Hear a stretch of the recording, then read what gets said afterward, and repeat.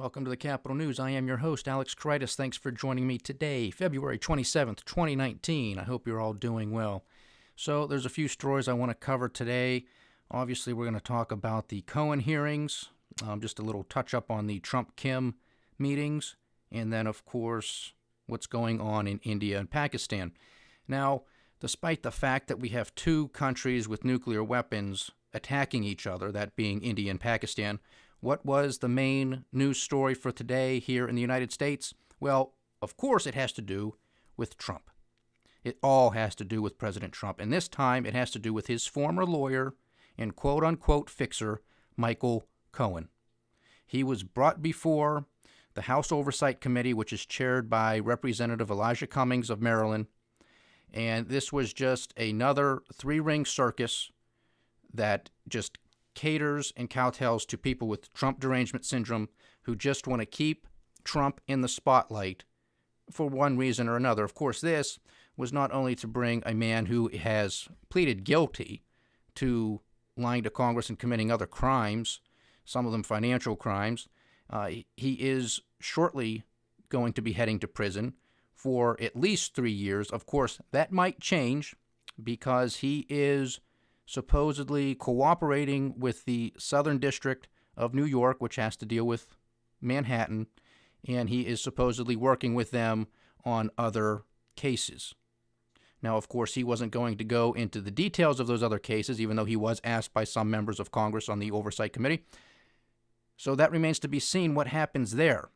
However, he is working with the Southern District of New York in attempts to lower his prison sentence, which, you don't blame the guy. Who the hell wants to serve time in prison? You want to be there as little as possible. You don't want to be there at all. So you can't blame him. The question then becomes, is he a valid witness? And that's sort of how the Republicans were treating him today in their questioning of what was going on, because the whole thing is there's nothing new here. There's nothing new here, but it has to do with Trump, and we might be able to get him.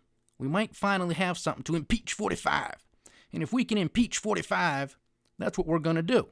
Now, this is not going to end well for the Democratic Party or really for the country if the Democrats do decide to move forward with articles of impeachment. Now, of course, impeachment doesn't mean the president is gone, kicked out of office.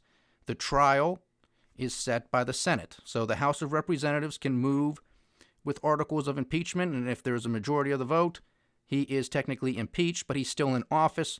The Kate course, if you will, the trial, is held by the Senate. So the fact that the Republicans hold the Senate, it's very unlikely that the president would actually be kicked out of office. So, with what happened back in the 90s with Clinton, it didn't work out well for the Republicans. So I would have to assume that it wouldn't work out well for the Democrats. And recall, as I've mentioned here many times before, because you have to listen to Donald Trump when he talks, especially when it's a big speech, the State of the Union, when he said the only thing that could derail this economic miracle, of course, listening to me on this podcast or specifically on my economic podcast, that this is not a strong economy, but that's what he says. And he said in the State of the Union, the only thing that can derail the economic miracle is endless wars, political partisanship, and endless partisan investigations.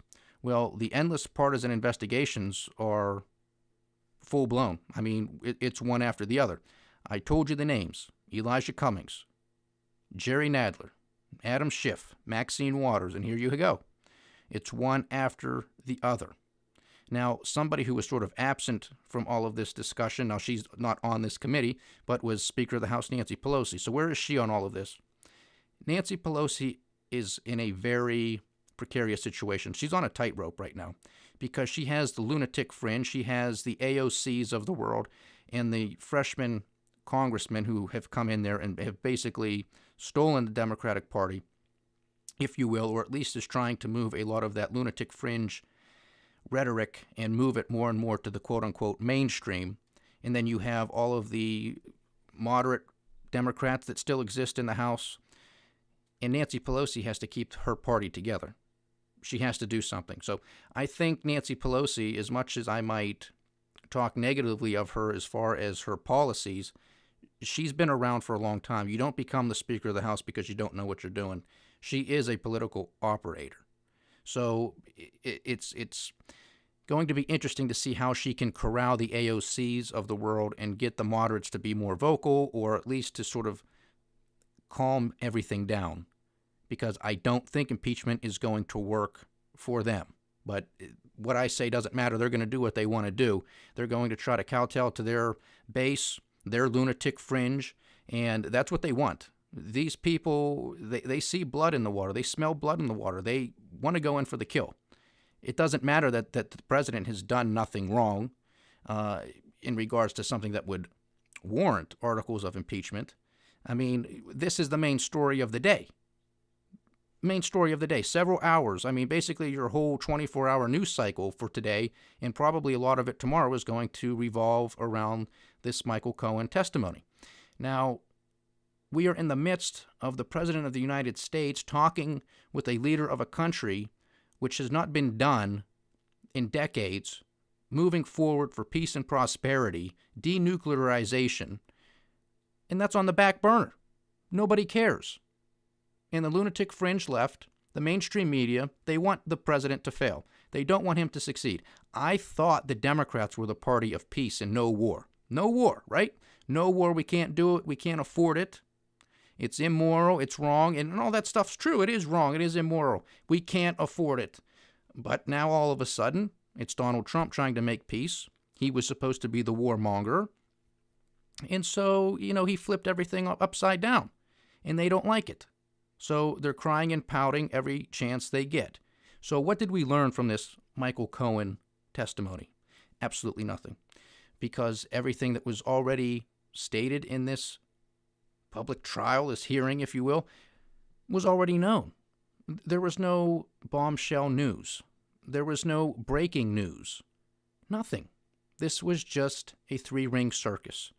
And it's interesting to note that the ranking member, Republican of Ohio, Jim Jordan, made the statement that this whole thing, this whole hearing, it was choreographed by Lanny Davis. Well, who's Lanny Davis? Lanny Davis is the attorney for Michael Cohen, but Lanny Davis is also a very close friend of Bill and Hillary Clinton. Okay, so now you start to see how everybody's connected. Again, one too many coincidences going on here. That's why this thing has repeatedly been put off, and then magically, coincidentally, it happens to be taking place during the same couple of days that the president is meeting with Kim Jong-un in Hanoi, Vietnam. They're trying to steal the thunder from something that's actually positive, peace and prosperity, hopefully. I told you, let's all pray for that. So we have that type of historic outcome, potentially. We have two nuclear nations fighting each other, attacking each other. What's going to happen? Will it escalate? I'm going to get to that in a little bit. But the biggest story is to talk about a convicted liar, because he may or may not have inside information on the President of the United States. If you listen to this, I feel bad for you, because I listened to a lot of it, and it was really just a lot of more hot air, a waste of time, and a waste of a lot of money. There was no breaking news. I have no idea what Congress is going to do about this, even if there was breaking news. I mean, Congress just seems to have no teeth in anything. It's just politics. It's just, let's waste more money. Let's just talk about this. Let's just keep the attention off of everything else that's going on, because Trump cannot succeed. We cannot allow President Trump to succeed at any and all costs. Again, this goes to the point of projecting. They're projecting onto President Trump what they are guilty of. Now, don't get me wrong. In some of that testimony, I definitely have to say I would probably agree with Mr. Cohen on a number of things that he said, a lot of it having to do with the vanity and the ego of the president. There were some things involving some portraits of President Trump that President Trump ordered Michael Cohen to go purchase, and I guess that money that was used to purchase that came from his, his charity, his charitable foundation, which is a problem. I will say that has to be a problem. It does not sound good to me. Now, the president has closed down that foundation, But nevertheless, it's those types of things that are, they're definitely a little bit shady. And, a crime is a crime. The president is not above the law. So if that is, a path to go down to look to see what happened, go look down that path. I don't have any objection to that. My problem is we have a system in place that's already working to do that. If the Southern District of New York is already involved in that type of investigation, let them do their investigation. We don't want leaks.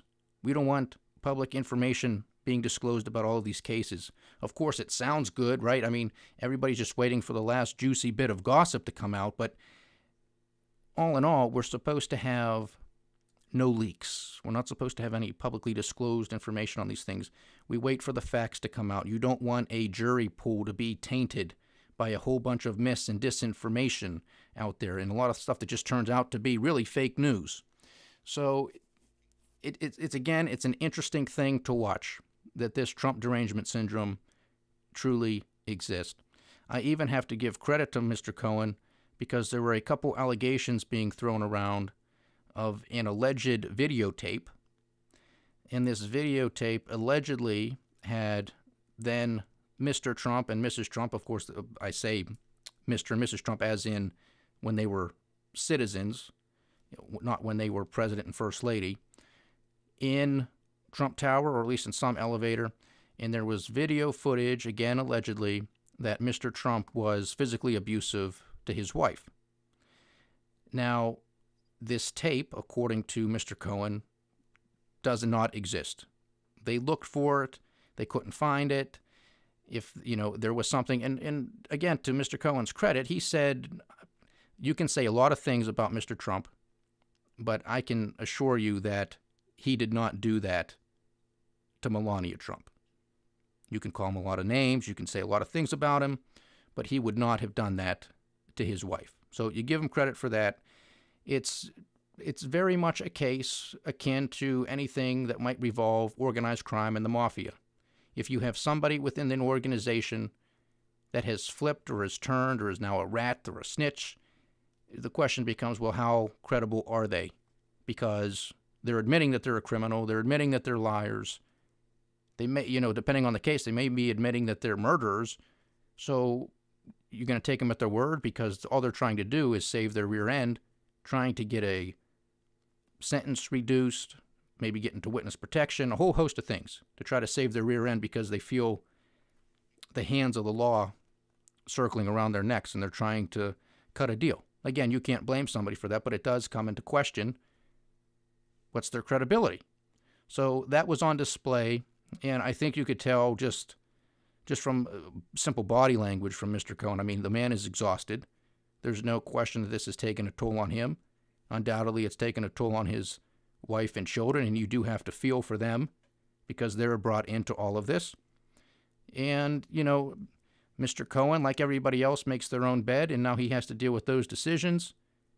It's a shame if Mr. Jordan's statement is true, that his attorney, Lanny Davis, was the one that choreographed this whole hearing, this whole three-ring circus, because nothing is coming of it. Nothing is coming of it.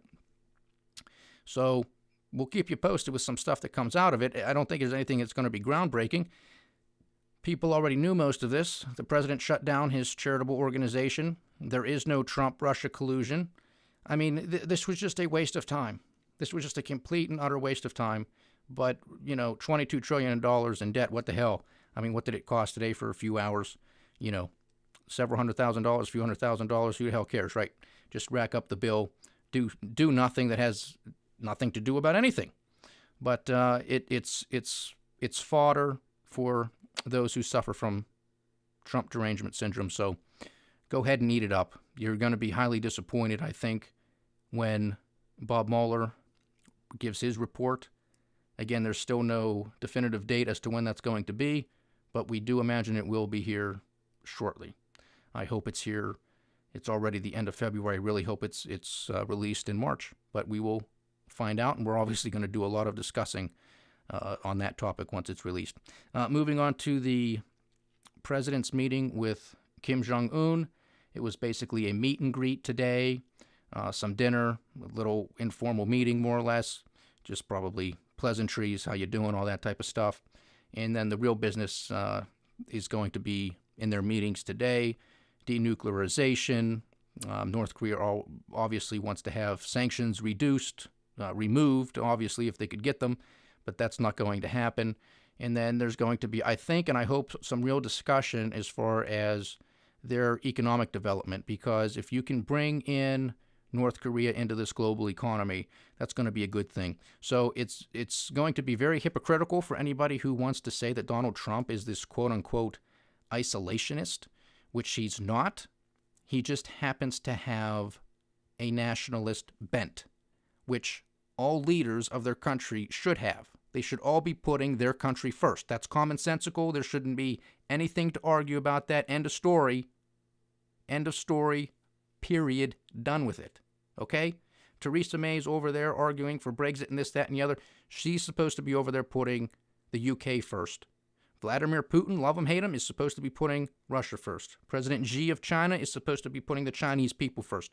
Who's going to blame them? Nobody. So I don't get the argument. You want to make it hyperbolic, you want to throw in Nazism and all that other crap, you're going to do it because you're sick in the head. You're part of the lunatic fringe that can't have a civil conversation. He's a nationalist. So what? So what? That doesn't mean he's a Nazi. If you want to call him a Nazi, call him a Nazi. He's a nationalist. He thinks and believes that America should be put first. End of story. Okay? So to say he's an isolationist, not true, because he wants another country becoming a part of the global economy. How good could that be for American businesses? How good could that be for the economies of South Korea, Japan, China, Australia, everywhere, to grow up an economy? I mean, just look at South Korea as an example, okay? Now, since there's not much other news to report on that, I just want to again wish both of these men, our nation, and the North Koreans the best of luck. Pray for peace and prosperity. It's a good thing for everybody. I hope you agree with me on that. Now, lastly, allow me to read part of an article here from The Guardian. This is in regards to India and Pakistan. The article is entitled, India Calls for Immediate Return of Pilot Shot Down by Pakistan Over Kashmir. India has called for the safe and immediate return of a pilot seized by Pakistan after being shot down during tit-for-tat incursions over Kashmir that have edged their pair closer to war than at any other point in the past 20 years. Its pilot, a wing commander identified as Abhi Nandan, appeared in a bloodied uniform as he gave his name and rank in a video released by the Pakistani Armed Forces. Asked by his interrogator to say more, he replied, "I am sorry, sir. That's all I'm supposed to tell you." Delhi said it strongly objected to Pakistan's vulgar display of an injured personnel of the Indian Air Force in violation of all norms of international humanitarian law. The External Affairs Ministry said it had summoned the acting High Commissioner of Pakistan, Saeed Haider Shah, and lodged a strong protest at the violation of the Indian airspace by Pakistan and the targeting of Indian military posts. India earlier said one of its Air Force MiG-21 fighter aircraft has been lost in an engagement with Pakistani aircraft in the Indian portion of Kashmir, and that its pilot was missing. Pakistan earlier said it shot down 2 Indian planes and captured 2 pilots, but later retracted that claim. By Wednesday evening, India's Prime Minister, Modi, had yet to comment publicly on the fighting but was meeting military chiefs at his residence in Delhi. Meanwhile, Pakistan's Prime Minister, Imran Khan, appealed for talks, making reference to both countries' nuclear arsenals.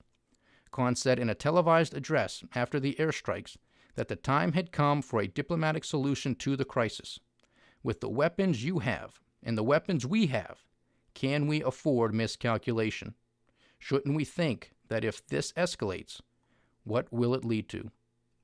The dogfights on Wednesday morning were the first between the two air forces to publicly acknowledge since 1971 and triggered the closure of every commercial airport in Pakistan and at least 8 in India. Pakistan also closed its airspace, forcing international flights to be rerouted. Footage of the captured pilot, including one video showing him being beaten by a crowd of angry civilians, made the rounds of WhatsApp and social media in India, fueling popular concern and anger.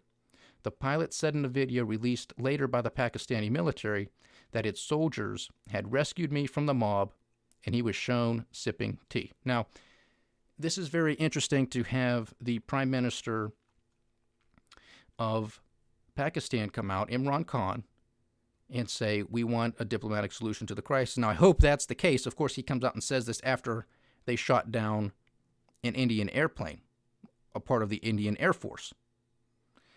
He knows what they have. This is the whole issue. He knows both countries have nuclear weapons. So what's going to happen? Do these people want to push the button? Do they really want to have diplomatic solutions? You know, I just said let's hope and pray for peace and prosperity with Trump and the North Koreans. Let's hope and pray that this doesn't escalate to nuclear war or anything above and beyond what this already is. Just say it was some aggression, it was tit for tat. We got you. The Indians blew up what they said was a terroristic camp in the area of Kashmir, and the Pakistanis were retaliating in, I guess, a dogfight here, and the Pakistanis were able to down an Indian Air Force pilot who is still alive, and hopefully they return him to India, and we'll just say, let's move on, let's come to some sort of diplomatic agreement. Let's call this whole war thing off. But let me just say, because this is something that comes out of nowhere. These are these quote-unquote black swan events. Nobody expects this. This is the type of event that comes out of nowhere that could cause significant turmoil. Not only from war, which is truly devastating from the human aspect, but also an economic perspective. Okay? You don't know how fragile these economies are. Anything could tip them over. Now, surprisingly, there weren't any huge major sell-offs in any of the global markets, really. I mean, notwithstanding India and Pakistan and some hits to their currencies, but you didn't have oil rally, make new highs or anything like that. You didn't have major sell-offs in the American exchanges or the Asian markets. Nothing to that effect. So hopefully these world leaders will take a deep breath. They'll meet, or they'll send their foreign secretaries to meet each other and come to a civil and peaceful resolution before this thing escalates. I mean, you're talking about a whole bunch of people over there. I know India has, 1.3, 1.4 billion, and I know Pakistan is a very dense country too, highly populated country. So, I mean, you're talking about at least 1.5 billion people that could be at war with each other, and both of these countries have nuclear weapons. So hopefully cooler heads prevail, but I will keep you updated on this. And again, it is a shame. It is a shame that this takes the back page of everything that was going on today because Michael Cohen had to testify before the Congressional Oversight Committee. That's the world we live in. I guess I'd rather have that three-ring circus than nuclear war. Thanks for joining me, everybody. It's been a pleasure having you. Please like, share, subscribe, get the word out, leave your comments. I would love to hear from you. Let's make it more interactive. Let's pray for peace. This is the Capital News. I am Alex Karitis. Godspeed.